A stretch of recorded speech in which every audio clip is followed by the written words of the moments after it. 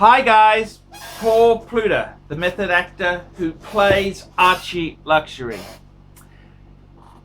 This week I had an interesting discussion with a really interesting fan. This is a fan who's sponsored different parts on the channel. He's always been a great guy.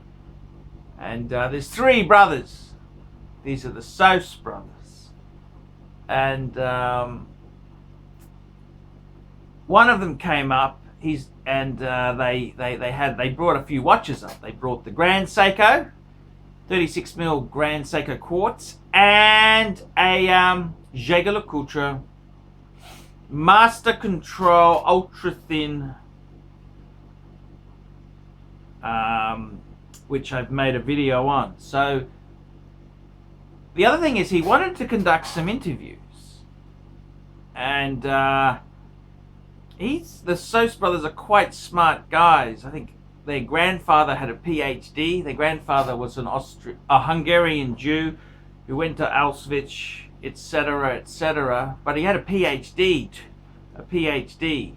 and the whole family's pretty clever, much cleverer than me.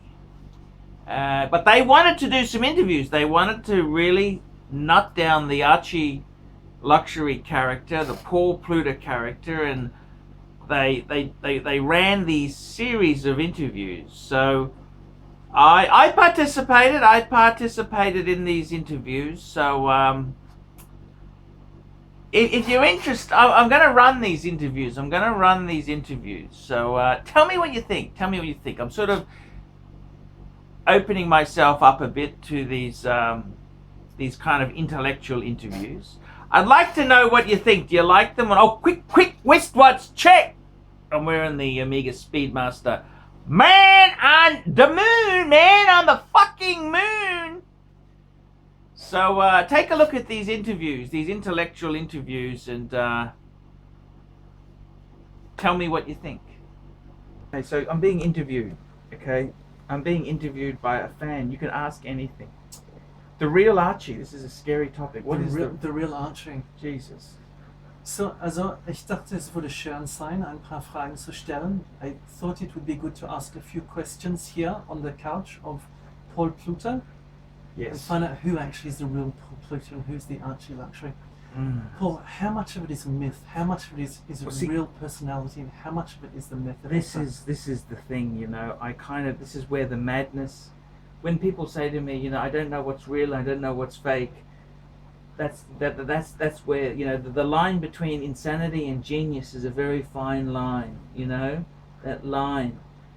And I think a lot more is real than you realize. A lot more is real than you realize. Do you think that all creativity comes from pain or crisis? Ooh.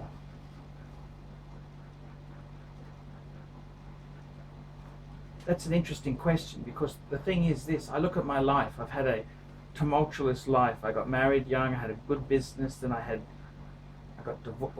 some depression. I did many things. So if I was just someone who started at the public service at 18,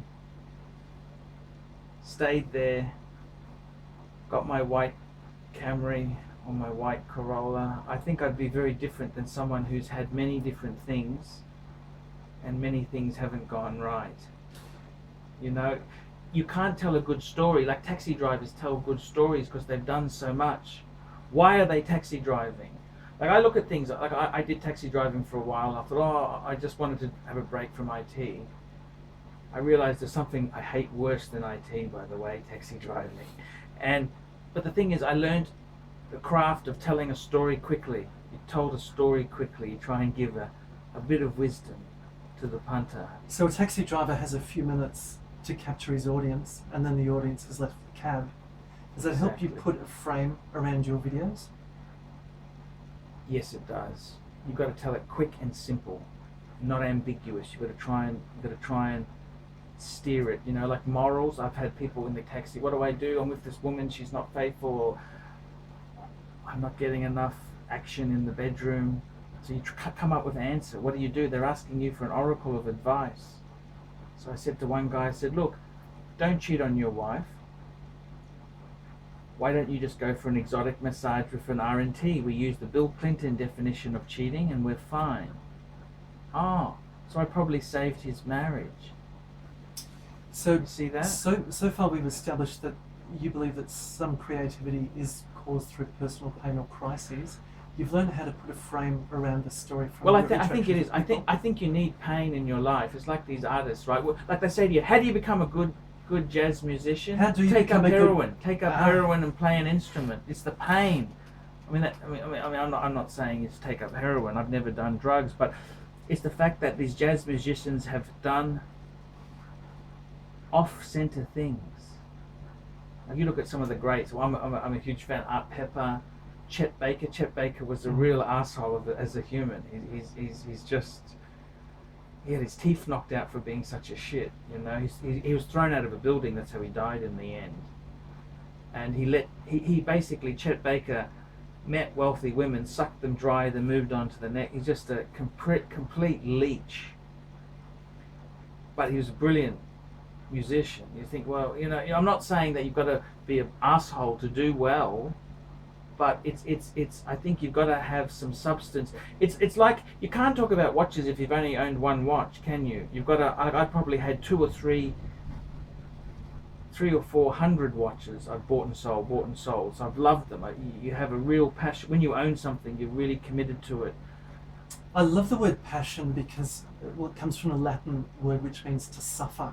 Mm-hmm. You know, the passion of the Christ was the suffering of the Christ. Mm-hmm. People aren't truly passionate about Collingwood Football Club or whatever sporting team. They don't suffer truly for the team. It's like in German, the word for passion is Leidenschaft. Leiden Yes. is to suffer. So both in the German and in the Latin languages, it comes from that true root suffering. So some of your creativity, you believe, is through suffering. So I think so. I think it is. I think you really. It's like an actor or a musician. You can't write songs about life experiences if you're a virgin. You can't write love songs if you've never had your heart broken and you're fucking virgin, can you? So some of these crises have driven you on to do different things, Yes. to become creative in your own way. Yeah. But at any stage, have you known who the real Paul Kluter is? Yeah, that's an interesting thing. I think it's the real Paul Pluter is that there's the real the Archie has a like he says things that other people wouldn't dare say. You know, he's not very PC. He just he's got an honesty to him, a subtle honesty which is normally beaten out of us through rules and regulations. Barry Humphries used an alter ego of Dame Edna Average. And essentially, people in Melbourne know this. He's a great comedian, absolutely. Isn't he Legend. He picked, at the time, the most middle-class suburb possible, Moonee Ponds, Yes. and had an alter ego of a lady who he called Dame Edna Average. She was the average, everyday person. And it was through that alter ego that he or she was able to tell the stories and the expressions that people hid. Do you think you've got the liberty to lift that veil and to say what everybody else is thinking, or is it more what you're thinking? I think there is a bit of. I think it's kind of. I don't think I care about the repercussions from it, and there are huge repercussions. I've lost jobs.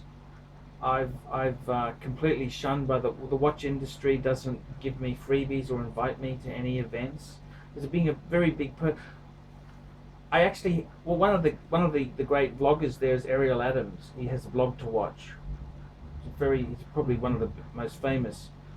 He's had a long vlog out for a long time, and he said, you know, he kind of is envious of my position because I can tell the truth. If I can say it's fucked or it's shit, I don't know why the hell they did. He could never do that because he'd never get a preview of the next one. They would blacklist him. Oh, we're not talking to you. You were nasty to us. Whereas I don't have that relationship to go sour. So, do you see yourself as telling the truth, or simply your version? It's my version, my version at the time, my version at the time. And how often does that change? I like to think I'm very hypocritical. I don't believe in democracy. I don't believe in fairness. This world's not really fair. So I kind of think it's my perception of reality at the time. It's my version of history. What things do get you most passionate if you're talking about the truth? Is it talking about material things? Is it talking about relationships? I think these things have a special, we're all a victim of our upbringing, My dad wanted desperately success and to have money and to have a career.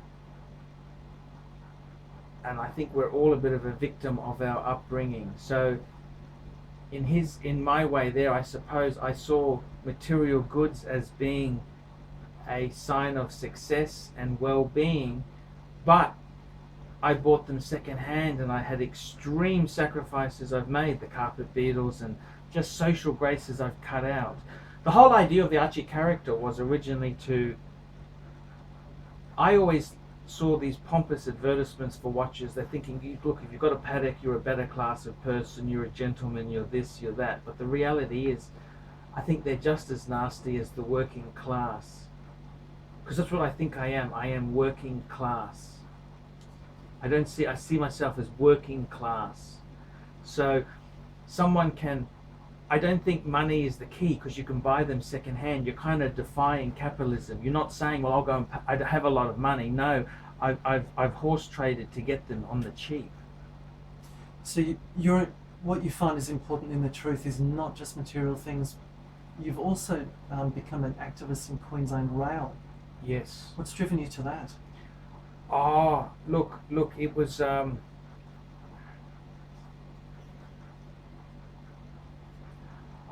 really don't like waste. That's okay. The carpet beetles, just rub it in. That's okay. The carpet beetles, that does get rid of them. Look, the rail thing, I don't like waste. I hate waste. I dislike waste. Like, that's the whole point about luxury goods. It's not so much to show off and big note yourself. I always thought you have a quality watch, you don't need to replace it. You have it forever. It lasts forever. Quality something. Instead of having a throwaway thing, it's something that lasts forever. And I think in the rail situation, it's such a joke. They've got such a big... I've worked in public service as a contractor that has such waste. They waste money. They have the money there.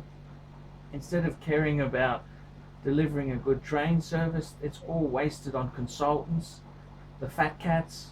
It's all wasted on the top end. I really hate corporate speak. I worked for an American company, and it's all corporate spin. They have everything's ethics training. You look at their ethics themselves. They have fracking and delivering supplies for these wars, and you think, Jesus, their version, that they rewrite it to suit themselves. I find even the idea of ethics to be very interesting. It comes originally from the ancient Greek word which means habit or disposition. So really in Greek it was trying to say what your disposition is, that's your ethics. What your reaction would be to something, your gut reaction would be your ethics. And Aristotle had a very strong notion of it. He said it was akin to your bicep muscle. If you exercise your muscle, it'll become stronger. If you exercise your ethics or your decision making, your conscious decisions, your ethics will grow stronger as well, because that will be your natural disposition that will change. I see. I studied ancient history, actually. I must say, Aristotle. Amazing outlooks. What went wrong with the Greeks? The orgies. Would you blame the orgies? What do you blame it on the Greeks? The Greeks were very free when it came to sex, but not free when it came to the notion of family. So the family was all important. The preservation of the state and the importance of each person of the society. I mean, you look at the Republic, where Plato is basically describing Socrates and his notion of what people should do and what is right. And it always came back to what the person's player or role was in the society. So when it came to sex, if the sex didn't break the family, I guess would be the way of looking at it. You know, if you look at the symposium and you've got conversations between the philosophers, and they're walking back from a dissertation on the benefits and joys of homosexual love. I mean, even that was part of the nature of what was being discussed in the time of Socrates and Plotinus. So these things didn't shock the Greeks, but anything which would break the family or break the state, that was abhorrent. So what went wrong? Well, I guess eventually the state broke. And it probably didn't help having constant hordes of invasions either. No, it's very interesting. You know, it's Then the Romans exploded. The Romans were the Italians, really, aren't they? The Romans. Yeah, to a large extent, it was an amazing part of time because you had the collision of Jewish culture and Roman culture at the same time. I mean, even if you look at the incongruity of Yes. the Bible, you know, the notions, for example, of hell, where there wasn't a hell per se in the Old Testament, there was the chasm, you Yes. know, in the Jewish thought. And then when the Greeks exploded on the scene, you basically had all these civilizations coming together at that time. Suddenly there was a notion of the Greek hell, you know, that Hades. It was different, so you had such a confluence of different cultures rubbing off on each other. Yes. And what was understood as one concept changed radically over the course of a couple of hundred years. What do you see the future? Are you optimistic or pessimistic? Ah, no, I should be asking that question Sorry. of you. Are you optimistic or pessimistic? It's a very good question. I don't think we're doomed. I really don't think. I honestly think this is the irony, is that I think we've never been so rich in our life. And what I mean by that is the fact that I, as a grandson of a farmer from Ukraine, actually I think our ancestries, they're not actually proper Ukrainians. I think they were gypsies that went in there and stole their women and fleeced the locals out of land, but that's another side of the coin. I kind of think we live in a period of time. You think about it. Someone like me can have paddocks. I mean, paddocks were for kings.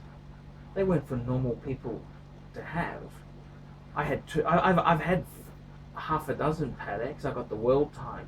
This is amazing. How can someone who isn't a captain of industry own these things? We live in a time where air travel is so cheap. Cars are cheap. Machinery is, look, all of that stuff is cheap now. I think we've never been so rich as a society, as a mass of human race. We've never been so wealthy, but we're so fucking ungrateful. We like years ago, if you had one Rolex, wow, you were a Rolex fan. Now, because people have 10 or 20 Rolexes, oh, that's my collection. But how can someone have 20 Rolexes? That's such wealth compared to, if you go back to the 1960s, to have one good watch was... Patek used to lend you a watch when you serviced your Patek because you had nothing else to wear. They wouldn't do that now. So I think we're incredibly... I think society in the Western world is incredibly... we're incredibly wealthy, but I don't think we're really that grateful. So I think myself, what's the future? Well, I think we're really well off. I think we should be so happy. This 1950s idea of greatness, I think it's all backfired. I'm really quite optimistic in many ways, but pessimistic in things like drugs. They never thought drugs would explode the way they did. That's wrecked major stretches of America and the Western world. Really fucked the world up. Yeah, I actually watched recently one of the videos that you referred me onto, Oceana, about the meth crisis in West Virginia. Yeah, Oceana in West Virginia, called Oceana, that's right. That's right. It's fucking terrible. Interesting profile, because you've got perhaps the smallest state, or definitely one of the smallest states in population of America. So definitely a microcosm, a study in itself, just that state, and the sheer dependency and abuse of drugs. I don't understand it. I really don't understand why. I don't understand why we are so wealthy, really. Anyone in the Western world can have a Rolex, they can have a fancy car, they can have It's funny that you come back to material possessions when we talk about wealth, because you've spoken about how that's important to you, then you've distanced yourself away from it and said, well, really, I use material wealth as a way of of basically turning the society on its head. Look, a working class person like me can own these things, but can also put biting social commentary about it at the same time. Yes. I would argue that there's cause to be optimistic, because the way that humans interact with each other has fundamentally changed over the past few centuries. Recently I read a book called Our Better Angels by a person called Pincus, and it's basically an expose of all the statistics of violence of mankind since our inception.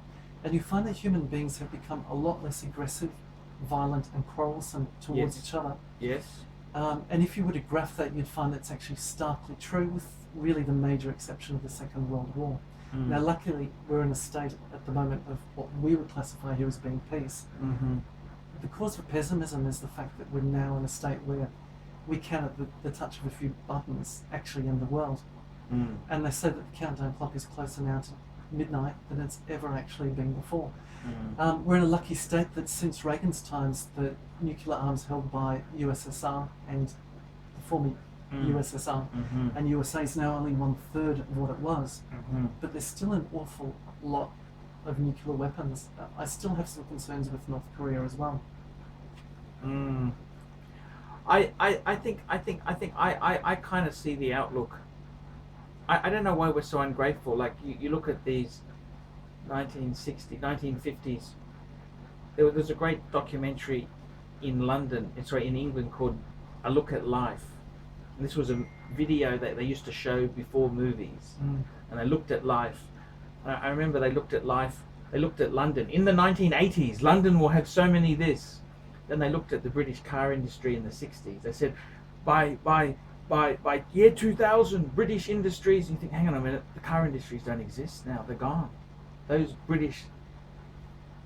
big British motor car industries like Roots.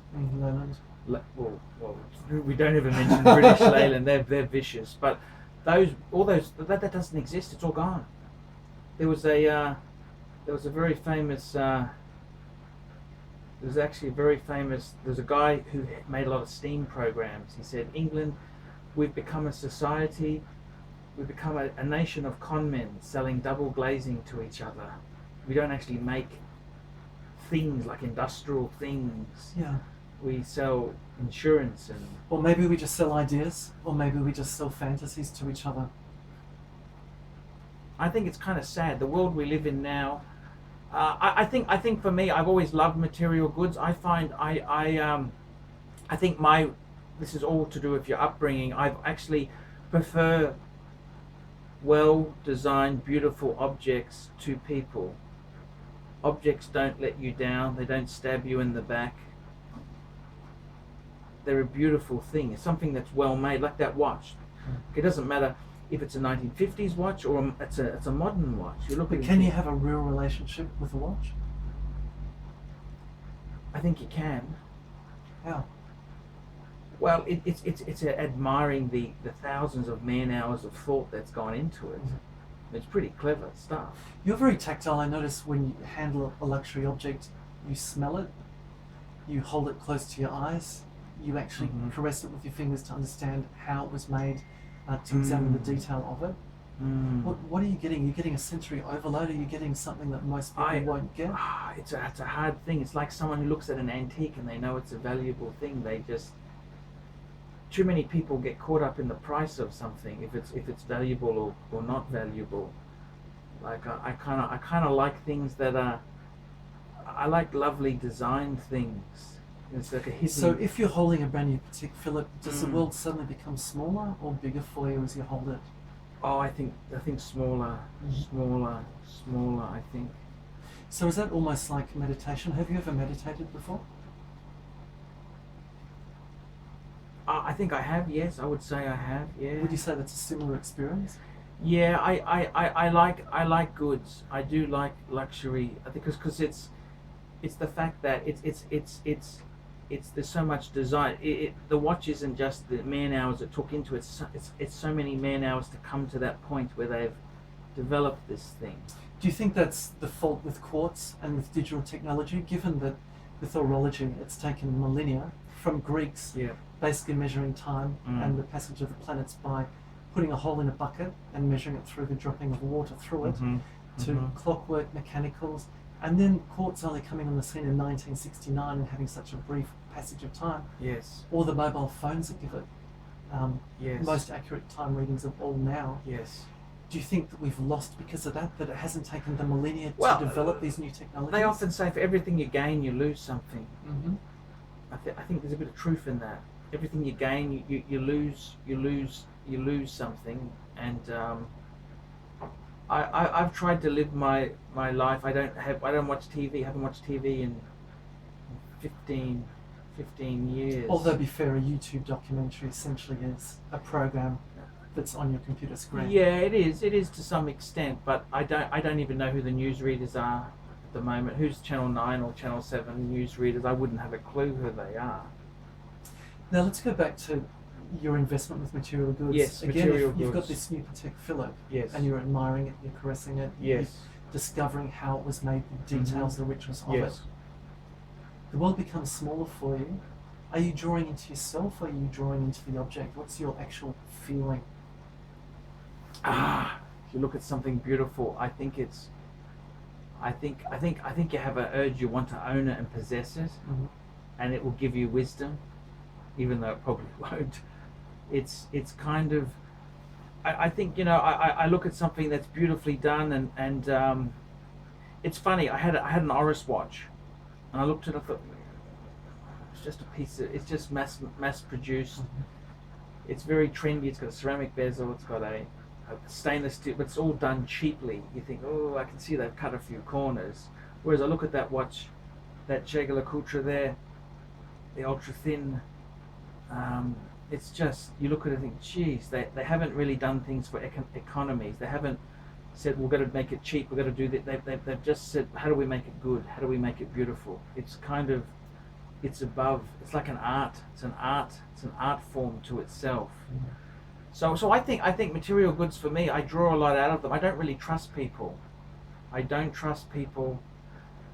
I think that's my dad always said, don't trust friends, don't trust people. I think he's been very disappointed in his own life. It's carried through to my life, and that's maybe why I've been married 3 times and had failed relationships. Now, a watch is a microcosm of something which is very well ordered. Do you think that's a perfect model? That's the perfect analogy as to why you can invest so much emotion into that as opposed to people? I think, yeah, watches are very interesting. You notice women don't really like watches because for a man as he gets older, he gets wiser. He's not as handsome, but he has knowledge, whereas a woman's worth is tied up in her beauty.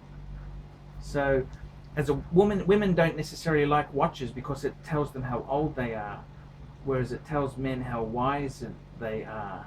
They're measuring time, In the Western world, we refer to a watch as having a face. Yes. Do you think that's something which doesn't translate in all cultures? For example, in Hungarian, if you refer to a watch as having a face, Yes. that doesn't translate. No one Yes. Hungarian could understand a watch actually having a face. Yes. Do you think that's a particular quirk of our culture, that we anthropomorphize a watch as having human qualities, something that other cultures perhaps don't do? Look, I think a watch is a very special thing because it's also it's technology in a very small space. They have to be very careful. They don't have. They've got to economize it down as small as possible. So I think there's a lot of the counting of time is amazing. I mean, I don't know how the hell you can work out how many days are in a year. How they work this out? It's pretty clever stuff. And you look at it, and technology moves ahead. Everything is based on what we had in the past. So you had like aeroplane engines. There were piston engines. Then they went to jets, which the Germans invented a lot of these things, and then they stole the Americans stole the technology from the Germans. Well, they stole the people who developed the technology. More to the point, yeah. Exactly. And then it moves forward. Jet engine becomes like a when the jet engines came out, they're a hell of a lot more reliable, a lot more safer than piston type aircraft. It's a quantum leap forward, and I think in this period of time, I think we're in a very special period of time because the Industrial Revolution was incredible. That's industrials where we started making machines. The English were at the crest of that. Yeah, well, actually, they weren't. The Dutch were. The English were after the Dutch. Yes, good point. Well, the English, we were mainly talking steam engines. Robert Louis Stevenson. You're talking Automated looms, Brunel. everything, yeah. The design of Brunel. I think the English probably, with their empire and that, they were at a huge. They had a very interesting position to move forward with it. They've lost it all now, of course. They don't have shipyards now.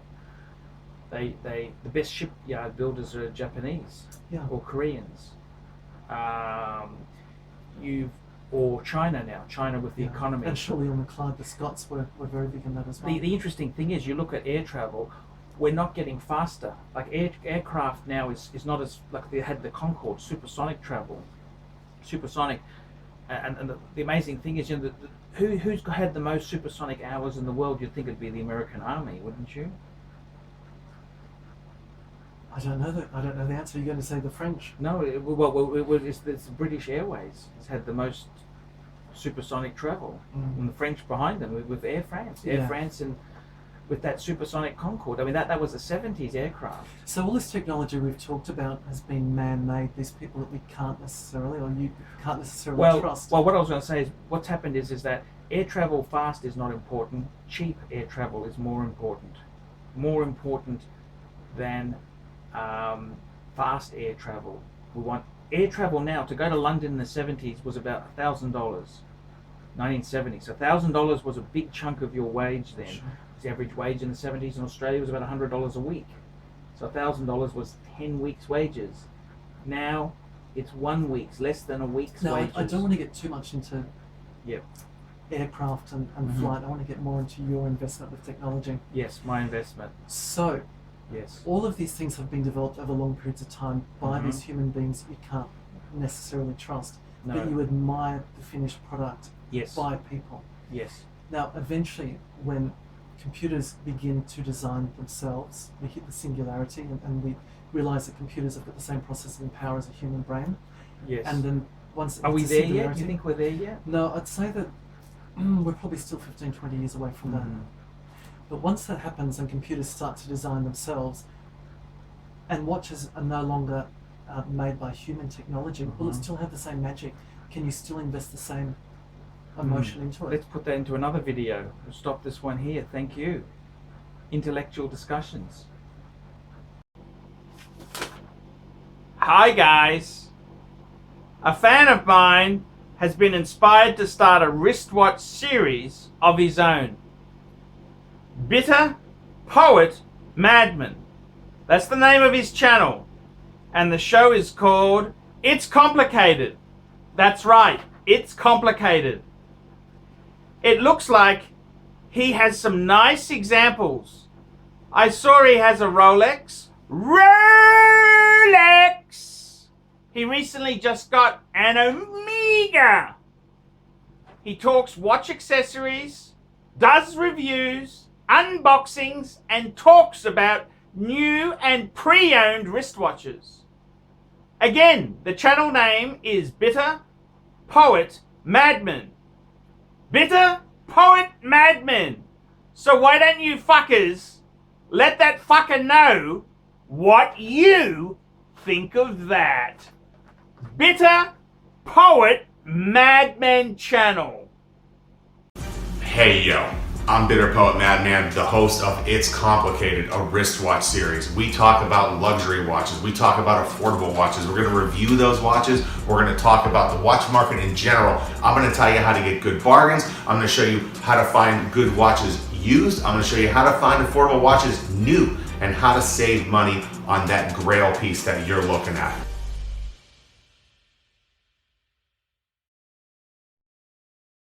To me on Patreon, that allows you to send a small monthly amount to me every month. It can be $1, it can be $100, whatever you can afford. The next way you can help me is, well guys, I really need some money to keep things going. Paid reviews. On the Paul Pluta channel, I run paid reviews. For as little as $20 US, I'll give you an opinion of your collection, of what you're looking at. I'll try and answer. There's heaps of other ways you can help me. I do telephone consultancy. For $50 US, I will talk to you on Skype or WhatsApp and answer your horological or personal problems. Any questions, I'll give it a go. I'll give it a go. Now guys, please help us out. Look down below, and if you